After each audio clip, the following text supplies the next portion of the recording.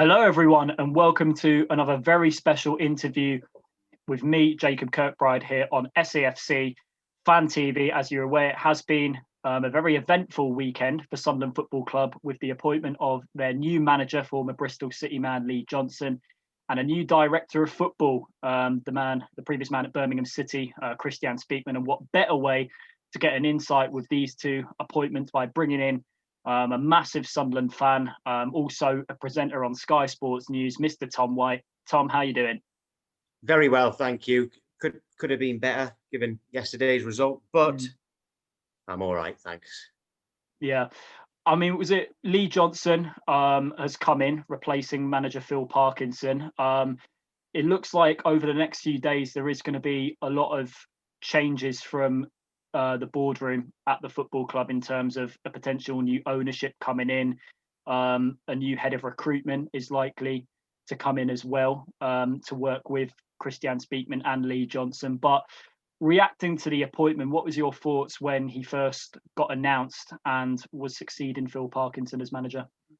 But Johnson, I'm certainly not disappointed. Feel quite positive about it. I always, when it comes to a new manager at Sunderland, I always try to think outside the box a bit. I always have a few left field suggestions as to who the new manager would be.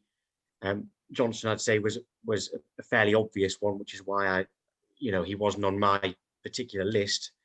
But certainly not disappointed. I always liked it at Bristol City. I was surprised that he went. But yeah, I certainly feel positive about it. Yeah, absolutely. I mean, the information that we're sort of getting from Bristol City fans over the course of the weekend, that he is very effective of getting the best out of a lot of players who are very low on confidence from when he first took over at Bristol City, and getting them to a certain level where they can potentially be looked at by other clubs. But in the long run at Sunderland, we'll definitely be looking to, when these players are up to a decent standard, keeping them for longer periods. But because he has been appointed as a head coach role rather than a manager, pardon me, right now it would just be getting these players' confidence up, but also looking to improve a lot of youth at the club as well, which is something he was very good at doing, and getting them to that next level so this club can potentially go forward in terms of quality that they have at the moment. Yeah, I mean, he's going to have to get the best out of the current players, because January we can sign youngsters on loan and such like, but the wage cap means we'd have to be getting rid of a few if we're going to bring anyone in. And even so, even if we got rid of a few, I still think we'll be so far over the wage cap that I don't think we'd be able to bring anyone else in anyway, really. So I think the best thing to do is get the best out of the players that are here, which hopefully he can do, because I've said all along, I think we've got a good squad. I think our squad is good enough. I haven't always said that, but I think our squad is good enough. So if he can get the best out of these players and gradually introduce some of the youngsters into the side, that'll be perfect. Yeah, absolutely. I mean, what do you? Oh, pardon me, light just fell off my shelf there. Apologies for that. What do you think right now is the first thing he needs to do with that squad of players in terms of making them improve in a quick, short space of time? Do you reckon that he needs to find the right system, which is different to what Phil Parkinson is playing, or do you reckon he needs to improve a lot of their individual performances on the pitch, no matter what system they're currently playing? No, he'll have a system that he'll want to play. I mean, I don't think he'll be rigid with it. I think he'll, have a look at the players and decide what the best system is. So I think that'll be fairly easy. And whatever, apparently he likes either 4-4-2, 4-2-3-1, or 4-3-3. Now every player knows how to play those formations. It's not like they'll need to be taught how to do it like you have to do it 3/5 at the back. So I don't think that's too much of a worry. He'll set up the way he wants to, and it'll just be a case of seeing what he believes his best starting 11 is. I mean, we've been without Jordan Willis for a while, who's a big miss. We could really do with him back. They'll be without Luke O'Nien, for a while. I don't know how long Charlie White's out for as well. Whichever formation he goes for, he will in training decide what the best starting 11 is, and he'll stick with it. But I think he'll certainly, given that we can put 5 subs on, I think it will be a good opportunity to put some of these youngsters, give them some minutes. Yeah, absolutely. I mean, people can say that his first game in charge was that 1-0 defeat on Saturday against bottom of the table side Wigan Athletic, but realistically, his job properly starts on Monday, and we can say, because he'll have a full week working with these players now, that the time for judgment starts when we take on Lincoln City, a tough trip that it won't be an easy game. They've started the season very well. Next Saturday, going into that one, which is a massive game for him and a lot of the players right now, if they want to really prove a point to this manager, which you could say they had the opportunity to do that yesterday, but at the same time, now he'll get these players on the training grounds, see how they play, see whether they fit into his system or not, and he'll just have to go with what he feels is the best 11 going into next weekend's game. But one man who has made a return to the squad after being frozen out the past couple of months, Aidan McGeady, who made a start against Wigan on Saturday. But would you argue it potentially came a bit of a surprise that he was thrown straight into the starting lineup, considering that he hasn't played football for such a long period of time? I think it was obvious he was going to start when the club announced on social media that he was back. So I think he was obviously going to start. And I've said all along, if Parkinson didn't want him, but we didn't sell him in the summer, we didn't loan him out in the summer, so we were still paying his wages, he was still here, in which case, get him involved, because what's the point if you're paying him? So I wasn't surprised that he started, but only because of that social media. It was announced from the Sunderland official Twitter account. But I'm all for him playing. Really, we need to create chances. We also, at the moment, because we're struggling to create chances, sometimes we have to do something out of nothing. Well, him and Maguire can both do that. Maguire's form has really dropped off lately. I'm not sure why, because I think he's absolutely brilliant. But those two can both do it. So if they're both on the pitch, I'm all for it. I would personally put Maguire in at number 10 as opposed to wide. And I mean, Gucci is out, of course, and get a bit more pace on one wing. So we got McGeady's magic on one wing, a bit of pace on the other, and you can put Maguire just behind the striker, which I think is perfect for him as well. And it should be a good link, because we've got a solid midfield, and I think our defence is fairly solid, but we sometimes just can't get the ball up to the striker. Well, a bit of pace would help that, and McGeady will help that. Putting Maguire in at number 10, or even in a 4-4-2 along with the striker, that will help get the ball from midfield to the striker. Yeah, I mean, two players who will be a big miss over the next few weeks, Lyndon Gooch and Luke O'Nien, players that can add pace into that team on a good day. It'll be just sad that, Lee Johnson's not going to be working with those players fully fit for the next few weeks. It will be, at least a month until they're fully fit back on the training ground and embedded back into the team. How do you think those two will do under this new manager?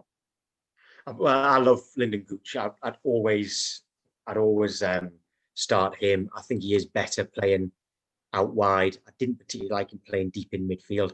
I understand why sometimes he had to play right wing back. And the thing is, he has really well at right wing back, but it's a bit of a waste of his talents because he's so good going forward.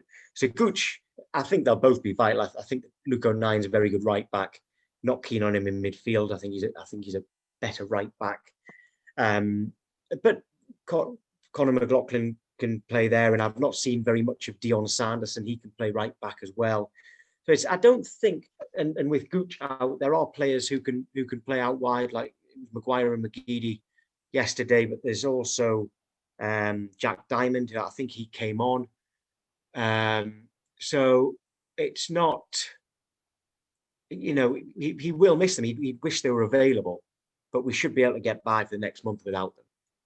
Yeah, sure. I mean, was it a player you touched on there, Jack Diamond, and also another young player in the squad, Elliot Embleton?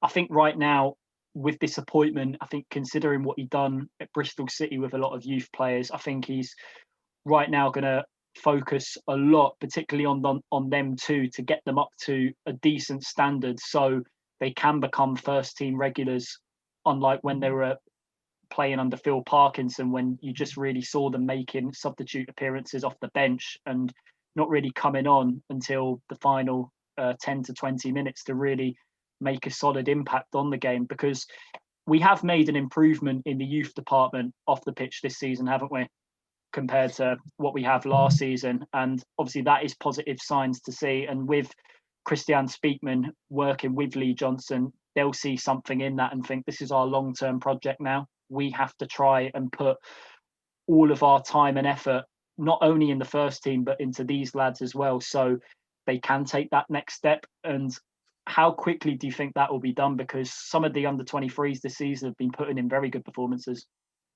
Yeah, I think in our squad, Hume came through our youth system. Gooch came through our youth system. You could even add Grant Ledbetter, actually. He did come through our youth system. So those three, those three are actually academy graduates. In the last few years, we've had Madja being a regular. We've had Azoro being a regular. We've had others who've come through our academy. Of course, then you can go back to Pickford as well. So we have actually been producing players. We just haven't really been getting value for money when we've been selling them on. And we've had some snatched from us. Like there's the lad, Joe Hugill, a striker who's at Man U. Sam Greenwood went to Arsenal, is now at Leeds. There's Logan Pye, who's a left back, also gone to Manchester United. I don't mind when our players play and we sell them on, like Madja, like Azoro. I can cope with that. What I don't like is the youngsters who kind of get snatched from us. But right now, also in that first team squad, there's Embleton. Jack Diamond's been playing. Dan Neil has been in the squad a little bit as well. And I love to see that. And I don't know much about Dan Neil, but I think that Jack Diamond looks dangerous. I think Elliot Embleton, with the exception of McGeady, is our most skillful player. And he can really, I forgot about Ethan Robson as well, who's gone, who's come through in our first team as well. He was even playing in the championship for us. But I think Embleton's the one with that little bit of magic, like McGeady. Certainly, I think he might start a little bit more than the others I've mentioned. But getting them in the first team, even if it means eventually selling them on for a bit of money, that's still positive. Or if they become regulars and get us up the divisions, even better. But I would imagine that they will get an opportunity. Well, on Tuesday night, I'd imagine they'll play in the Checkatrade for a start. Yeah, and also was it some experienced players in the squad as well. Lee Johnson will be looking to try and work with them, but also get them up to a decent standard where they can show their qualities when it matters most on the pitch. A key example of a player that he worked with at Bristol City, Aidan Flint, when he first came in as manager, I think it was 2016, he took charge. Aidan Flint became a key part of his side, became just a very, very solid player that could really affect the game. Despite playing as a centre-back, he would be someone who would like to get up the pitch. And also Bailey Wright, who's in our dressing room now, Lee Johnson worked with him at Bristol City. So potentially trying his very best because there is performances on the pitch have lacked, but I think at this moment in time, people cannot. There might be potentially be some players that are not necessarily good enough, but at the same time, we could be all wrong, and it could be potentially just a confidence issue, which Lee Johnson has to rectify.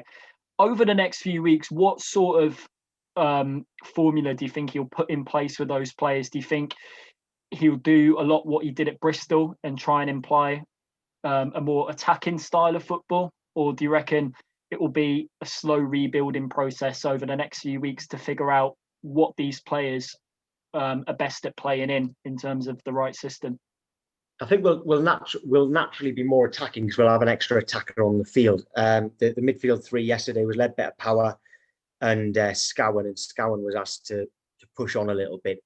I still think actually you only need two of them playing. I think all three of them brilliant players.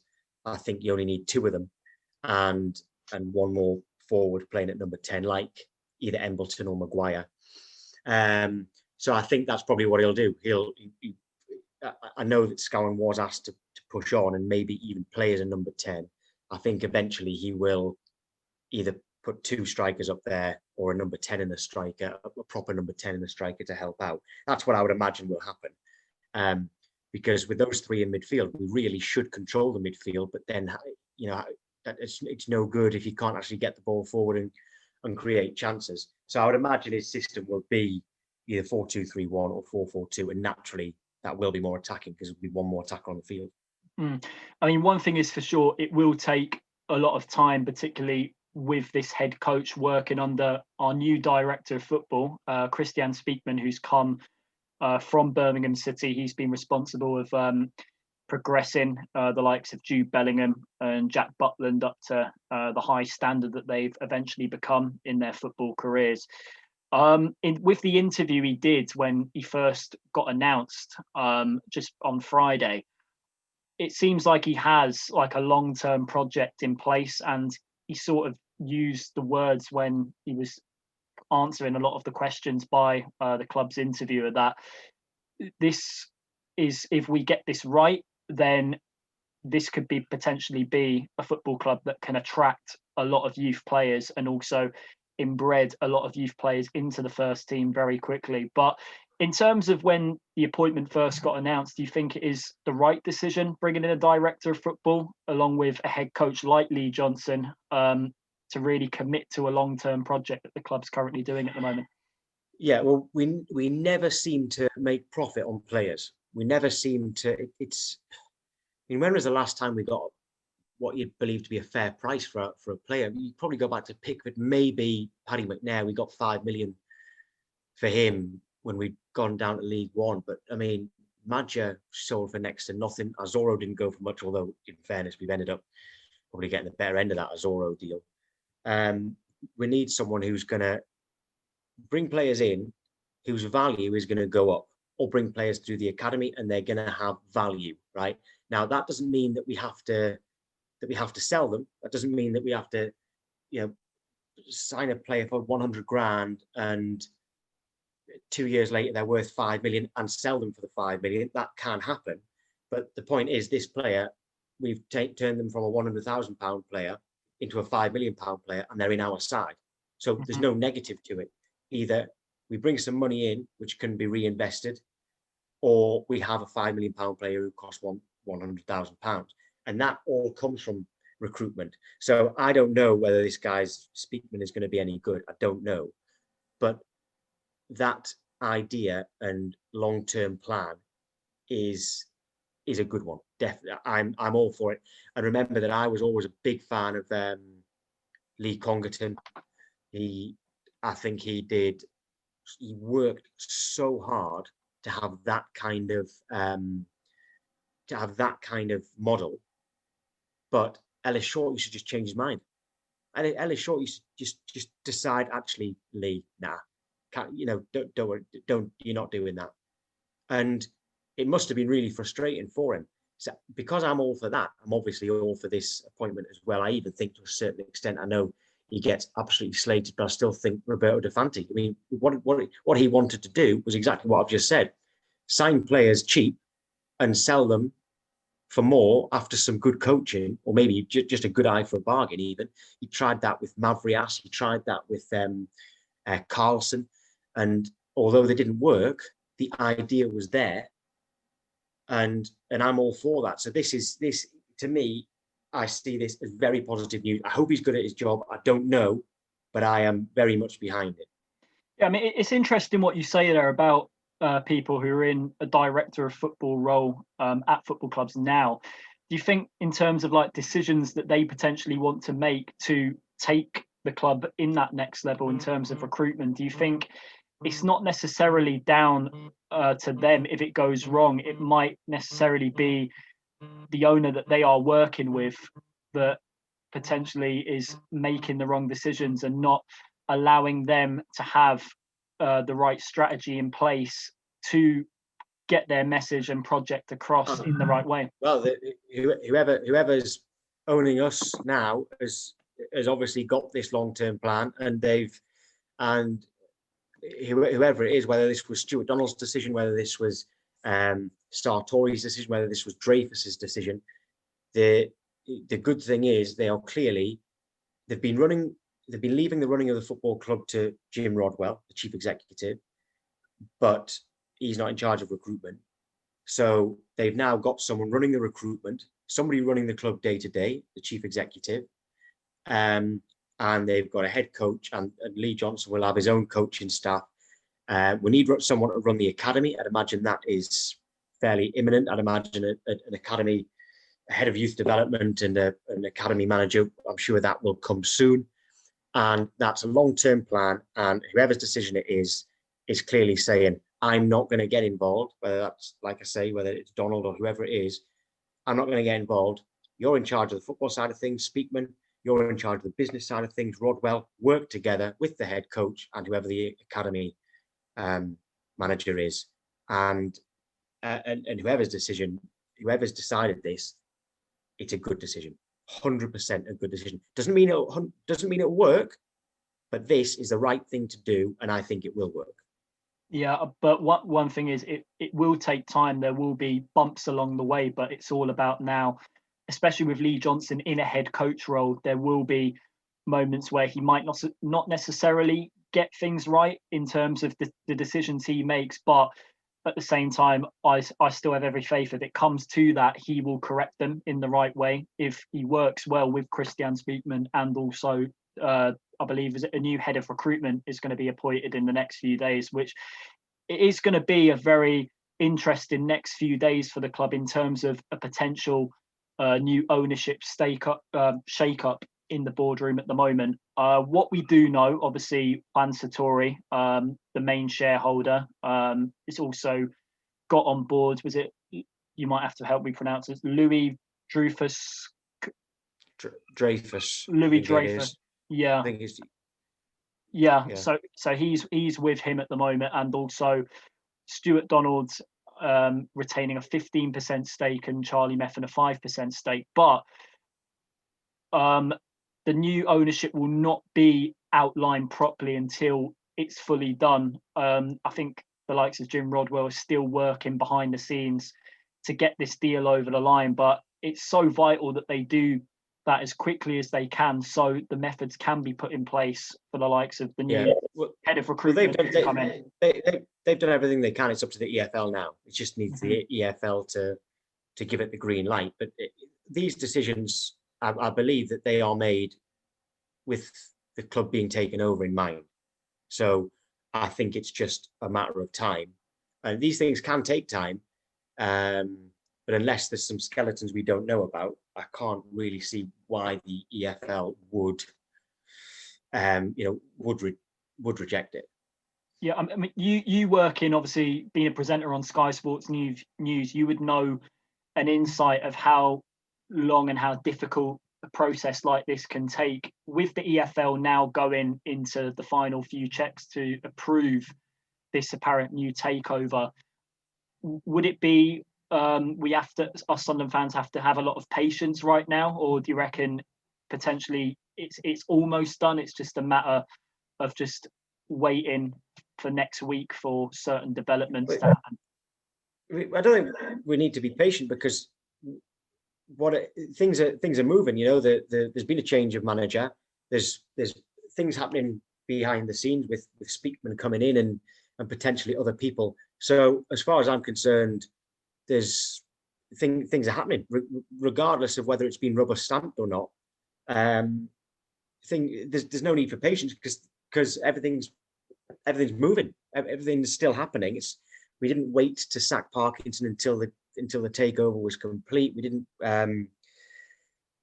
have this new recruitment method. We didn't wait to do that. We've done it. So there's no patience. And I also don't think that on the pitch we should be showing patience, because I just think we've got to go up this season. I thought we'd only be here for one season. Last season was frustrating. I said all along, I don't think coronavirus or not, I don't think we were going up last season. We'll never know. Last season, there were so many mistakes made last season that's why we're here for a third season, because of last season's mistakes. And now that it looks like the club aren't going to be any financial difficulty because of this prospective takeover, it's not like we have to get up, otherwise we're going to go into administration, anything like that. It's just purely for footballing reasons. Surely we've got to go up this season, but God, it is going to be very, very difficult from the position we're in, because we had a great start despite on paper having a very, very difficult run of fixtures. We had a great start. After 10 games, I said I would have taken this. And since then, we have been horrific. The results have been horrific. We haven't played that badly in some games. The 2 games where we conceded late equalisers, we were so comfortable and we threw it away. But we shouldn't be showing patience now. In terms of on the pitch, we should be saying we've got to go up this season. Doesn't matter how. And I said at the start of December, I said we need to go the whole of December unbeaten, barely drop a point. Well, 2 games in December, we've got 1 point from those 2 games against 2 sides that we shouldn't. It's not that we should have just got 6 points. We should have improved our goal difference by about 10 goals. And instead, we've drawn 1 and lost 1. And it is really, really, it gets you down how bad we've been, especially after such a good start. And we have to improve that. And we've got to go on an incredible run and get right into the top 2 and stay there. And especially bringing a quality player like Aidan McGeady, which I can imagine him having a full week in training and over the next few weeks getting more fitness in matches. The best of him will come. And when a quality player like that, his contract's up at the end of the season, we might as well use it the best we can, because he's going to be, I believe he'll play a crucial role whether we're going to go up this season or not. But at the same time, it almost feels like the uncertainty around the club the last few weeks has, I believed, disrupted the performances of a lot of the players when they've played in matches. And I feel that the sacking of Phil Parkinson has always been on the back of the minds of the people up in the boardroom, and the players on the pitch with that uncertainty, with having like suspicions that potentially Parkinson may or not end up keeping his job. It's sort of like, well, we don't see a long-term plan, and we can't.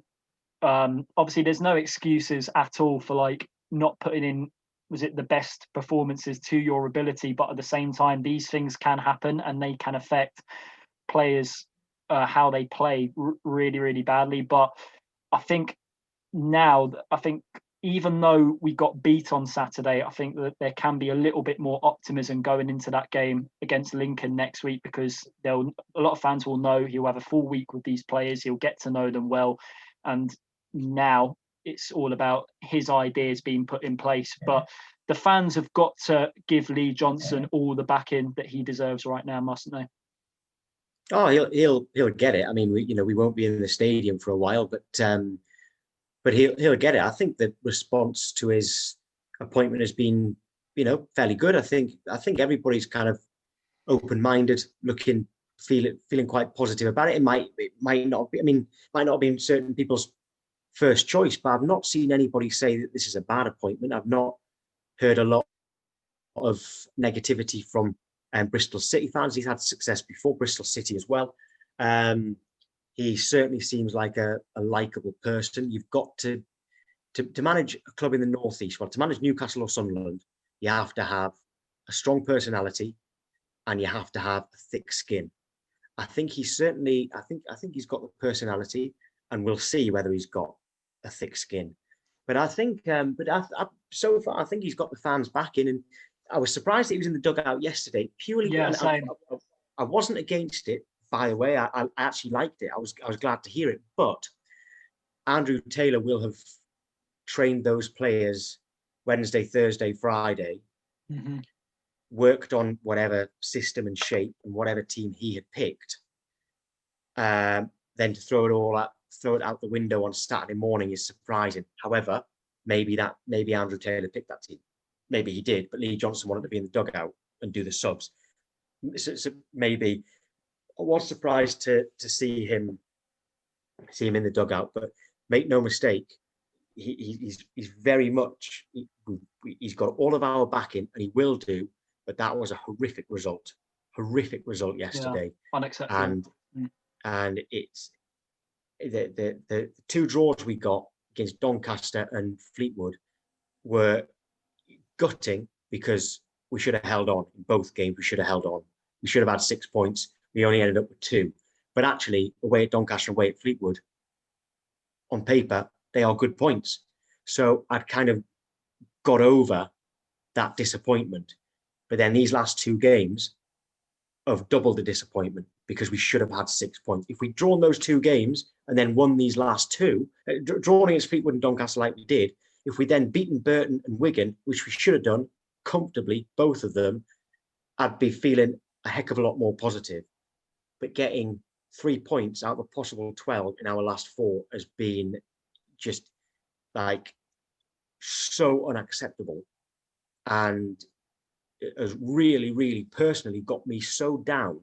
Yeah, and a little bit angry. I'm positive about the appointment. I'm positive about what's going on behind the scenes, but on the pitch, that was really, last night. You messaged me last night to ask if we were doing this still. Mm-hmm. I didn't read it till whenever I replied to you this morning or this lunchtime, because I actually didn't look at my phone for at full time, with the exception of FaceTime and my son, from full time yesterday until, and I went straight to play football this morning, until getting off the football pitch.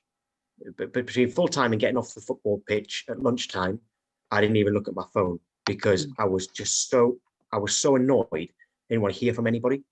And that's what these last 2 results have done to me. And as pathetic as that sounds, and I don't normally get like this, they have really, really, they've affected my mood. Yeah, same. Because it's unacceptable. We're not happy that we're in League One in the first place. I say all the time, we're a Premier League club in League One. I hate it when people say we're a League One club. We're not. We're in League One. We're a Premier League club. And honestly, we need to go on a really, really good run. We need to go on a good run, get into the top 2, and then keep the good run going. And we are a long way from that at the moment. Yeah, I mean, I feel your pain, Tom. I really, really do. I mean, on social media last night, there was just so much negativity from our fan base. It was definitely the lowest of the low, like I described on the I haven't been on it. I really don't blame you. I haven't been on it because I couldn't face it. I couldn't even face my phone. It's all we need to. One thing that will be a big miss over the next few weeks, considering Lee Johnson just come in now, will be the fans. I feel if the fans were allowed in the Stadium of Light from the start of the season, I reckon results would have been completely different, without a shadow of a doubt. I know people have described, was it from a manager's point of view, Sunderland fans in the past as being piling on the pressure a little bit too much towards the players, but I think now it's proven the way how results have gone. If we had, was it particularly on away games as well, because we have a fantastic away following, if fans were allowed in for those games, and if we had fans in at the Stadium of Light cheering on the team, then we would be in a completely different position. But I think fans are going to be just very excited now that when they're eventually allowed back into the stadium, no matter what position we're in, they'll know they'll have to give Lee Johnson all the best, the support, all the support that he deserves, because it is going to be a difficult job for him. He's a young man.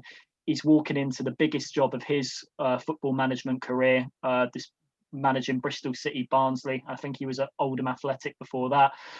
It will be a big job for him. I personally think it will take time, but I still agree it's the right appointment. But in terms of, was it him being on the sideline yesterday, I did think it was a little bit of a weird decision on the club's behalf, announcing the appointment at midday and then him managing a game a few, was it hours later, considering that he's not worked with these players on the training ground all week. It's basically Andrew Taylor, who was Phil Parkinson's right-hand man, taking over duties. But we just have to put that all that aside now. It's done. I know there'll be a lot of frustration going into the next couple of months. We'll look back, and if you go onto the stats page, it will still have this result on Saturday as Lee Johnson's first game as Sunderland's manager, and it was a defeat. But realistically, his first game is next week at Lincoln, and it's a huge game. Like you said, we need to go on a big run now if we're going to stand any chance of promotion this season. And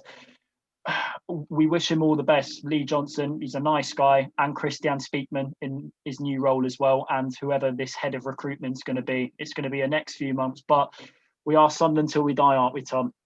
We certainly are. Yeah, we keep the faith home and away through thick and thin, through happy times and dark times. It will be difficult to go up this season, but now it's all about giving the best support to the team as possible, having regrets about the frustrations you might have shown, but at the same time putting that to one side and giving these players all the support they can to go up this season, because we're too big of a club to be in League One. Simple as that. Anyway, Tom, thank you so much for joining me. It's been a pleasure. It's a shame, obviously, like me and yourself, our moods could be a lot happier, but obviously the result on Saturday has completely done us in, to be honest. I feel your pain that you've described on this interview today, but it's a new chapter for Sunderland Football Club. Lee Johnson is our new manager next week at Lincoln. Big game. We have to give him all the support we can. We are Sunderland till we die. Keep the faith. How are the lads? And Tom, thank you so much for joining me today on SAFC Fan TV. My pleasure. Thank you. No worries.